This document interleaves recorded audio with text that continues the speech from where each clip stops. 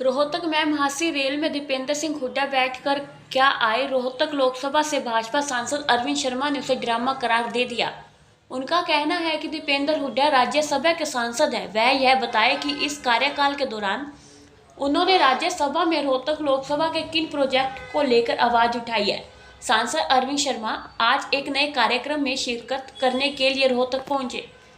अरविंद शर्मा ने कहा कि प्रदेश के विकास के लिए सभी को कदम से कदम मिलाकर काम करना चाहिए।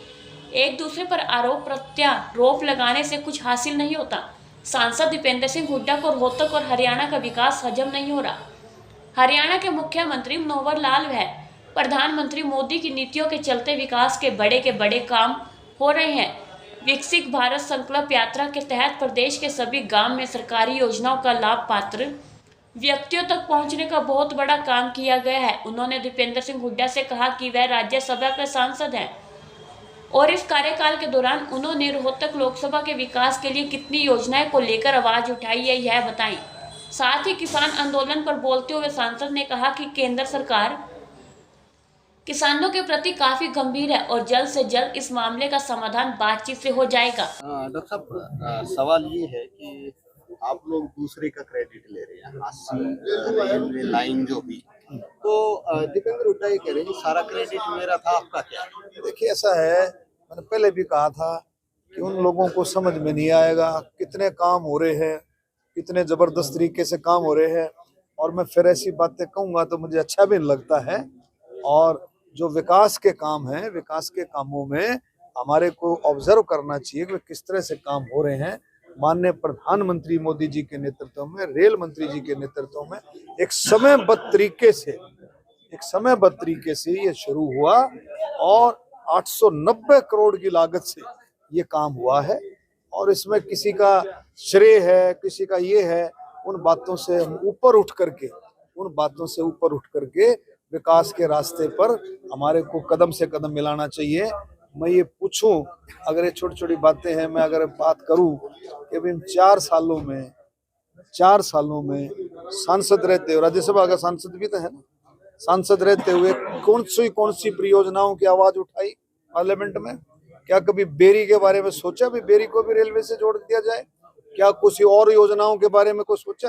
क्या जो मेट्रो है, जो हम बोल रहे हैं, चीख चीख करके बोल रहे हैं कि अभी भादरगढ़ से रोहतक को मेट्रो से जोड़ा जाए, क्या दीपेंद्र हुड्डा ने इस बारे में कोई आवाज उठाई? 4 साल के दौरान क्या कोई आवाज उठाई है कैसे जोड़ दिया जाए? क्या बादली को मेट्रो से जोड़ने की कोई बात रखी है? मैं इन बातों में नहीं पड़ता।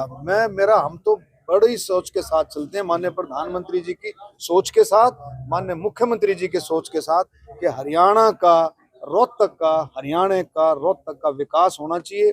आम आदमी तक केंद्र सरकार की योजनाओं का लाभ मिलना चाहिए, गरीब से गरीब आदमी को। और इसी के तहत माननीय प्रधानमंत्री जी ने विकसित भारत संकल्प यात्रा शुरू करके, विकसित भारत संकल्प यात्रा हरियाणा के हर गांव में 6,262 गांव से भी ऊपर में विकसित भारत संकल्प यात्रा गई, शहरों के हर वार्ड में गई। और उसको पुख्ता करने के लिए कि भी जितनी भी केंद्र हरियाणा सरकार की योजनाएं हैं, उनका लाभ जो पात्र हैं, जो उसके हकदार हैं, उस तक मिले। ये सोच है प्रधानमंत्री जी की, सरकार की सोच है। ट्रेन में बैठ के आ गए हैं 80 से यहाँ? कौन, मैं? नहीं, आप देखो, नहीं, उधर बेकार के ड्रामे वाली बात हो रही। चलो कोई बात नहीं, अपना विचार है।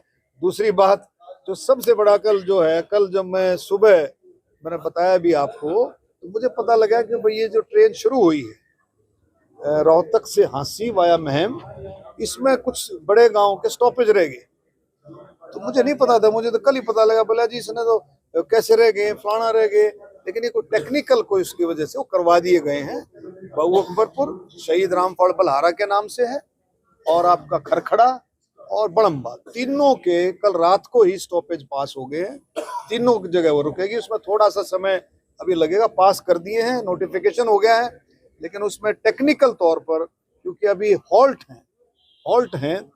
में क्या है कि अभी टिकट की वो खिड़की वगैरह जो है वो बनाना, उसमें फिर एक सिस्टम होता है, वो जल्दी ही करके उसको शुरू हो जाएगी। लेकिन तीनों स्टेशन माननीय रेलवे मंत्री जी की तरफ से नोटिफाई होकर के पास हो। एक सवाल और है, किसानों की समस्या का समाधान नहीं हो रहा और अभी तक पंजाब बॉर्डर पर किसान डटे हुए हैं और उन्होंने भारत सरकार ने जो ऑफर दिया था उसको मना कर दिया। देखिए, सरकार बहुत गंभीरता से, केंद्र के 3 मंत्री बहुत गंभीरता से जाकर के किसानों से बार बार बात कर रहे हैं और कोई ना कोई रास्ता समाधान निकालने की कोशिश हो रही है और हर तरीके से वो बातचीत चल रही है, दौर चल रहा है।